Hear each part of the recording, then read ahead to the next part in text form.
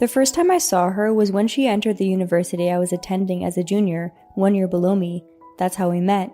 We got married when I was 23. I was 23 and Jessie was 22. We're not exactly newlyweds, but since we had no children, we could spend all of our time together as a couple. We've been married for 4 years now. We were as much in love as if we'd just started dating. The bath is ready. You should get in before dinner.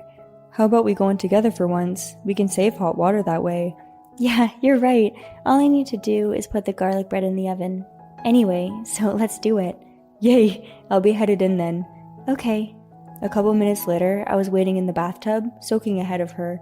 Finally, Jessie arrived at the bathtub after setting the oven to warm.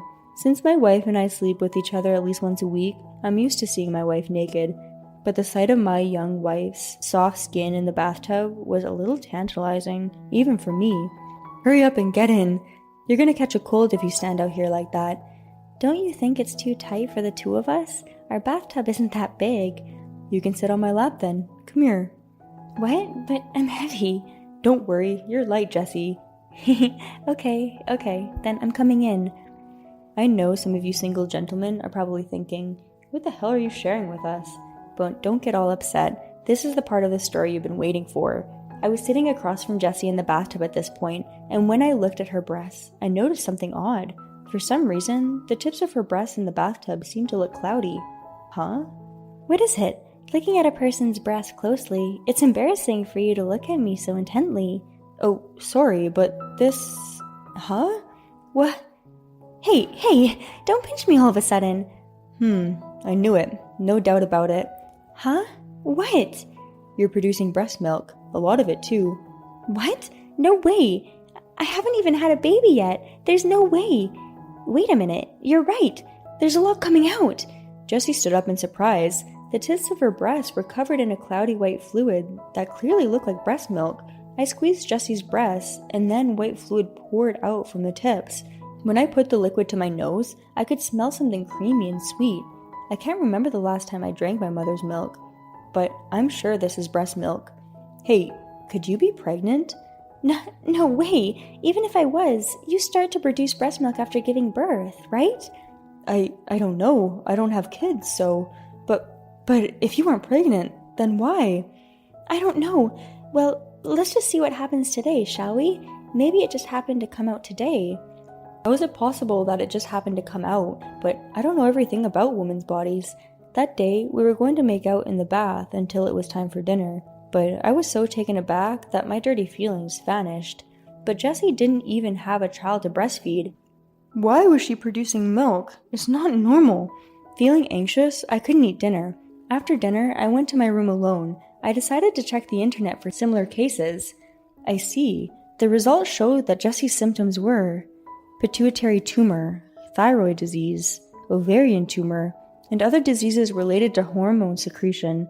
It turns out that what she was experiencing is symptoms for one of these diseases. But of course, we won't know for sure until we go to the hospital for an examination. But it's still a possibility. We have to think about her future. I think it's best to get her to a hospital for a full examination as soon as possible. It's very depressing, but in order for Jessie and I to be able to laugh together in the future, I'm going to have to tell her about this. I left my room and headed for Jessie, who should be watching TV in the living room by now. I'm fine with it. Seriously. When I got to the living room, Jessie looked happy. She was talking on the phone to someone. She was so engrossed in the phone call that she didn't notice I was behind her. Maybe this happened because you squeezed my breast so much, but now we can finally do breast milk play. Oliver, by the way, is a guy I went to school with. We've been best friends for 10 years. Jessie is a senior from the same university as me, so there's nothing wrong with talking to Oliver on the phone as a friend. A kid? No, I'm not pregnant. Sorry for bringing your hopes up, but yeah, I want to have a baby with you too. What? Did she just say that? Did I let Noah suck on them? Of course not. I'll only let you do that, Oliver. Huh? What is she saying? So far, I've only posed for you, but from now on, I'll be able to let you suck real mother's milk. Yeah, look forward to the next time you come over to my house, handsome. No doubt about it, she is having an affair with Oliver, and in the sanctuary of her home while I'm away? This is something I found out later. Jesse and Oliver had been having an occasional fling since college.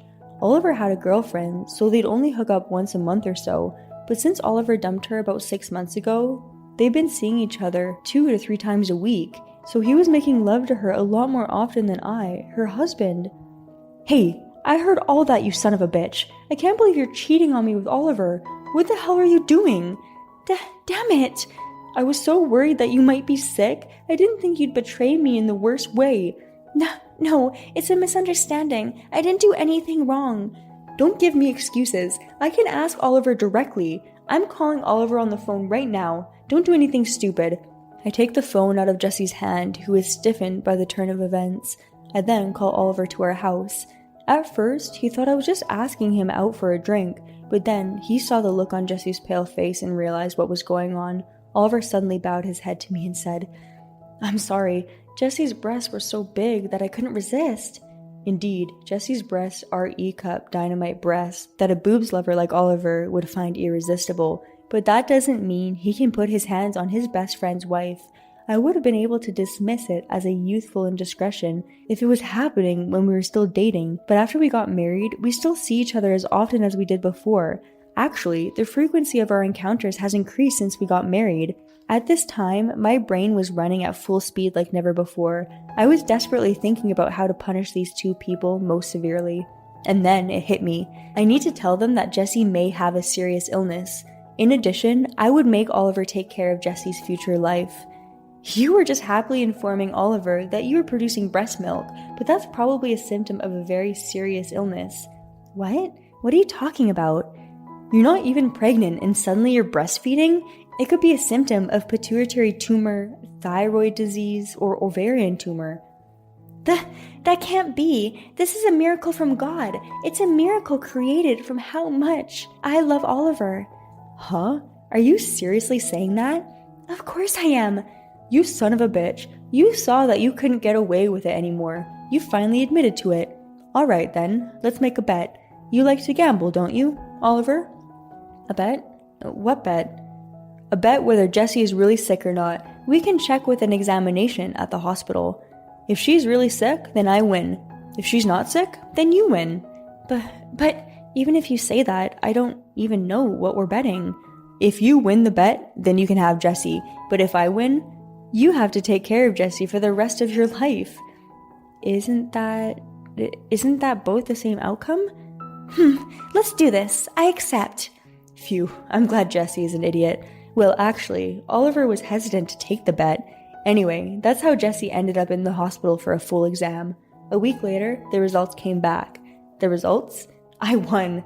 Jessie had a pretty serious disease called thyroid cancer. Well, the 5-year survival rate of this cancer is 99%, which is pretty high, and the prognosis is much better than other types of cancer, but it was a blessing in disguise. The only problem is that Jessie became infertile because of the surgery to remove her thyroid gland. The thyroid gland is an organ that secretes hormones that promote reproductive function. If the thyroid gland is not functioning properly, it can lead to infertility. Huh? Did Oliver not come to visit you? As soon as he found out I was incapable of having children, he stopped contacting me. Oh, really? Well, it's fine. I know where he lives anyway. I mean, you weren't serious when you said that, were you?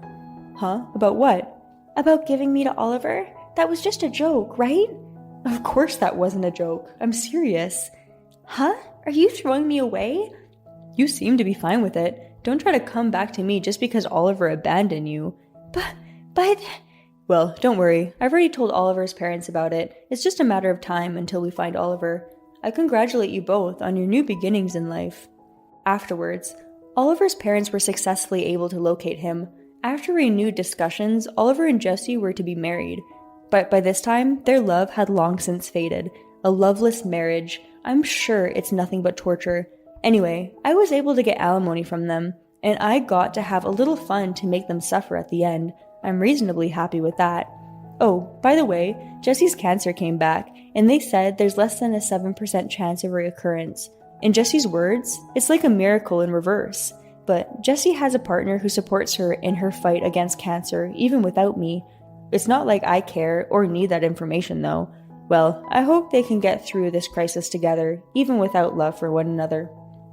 Thank you for watching. We hope you enjoyed it. We look forward to seeing you again. Please subscribe to our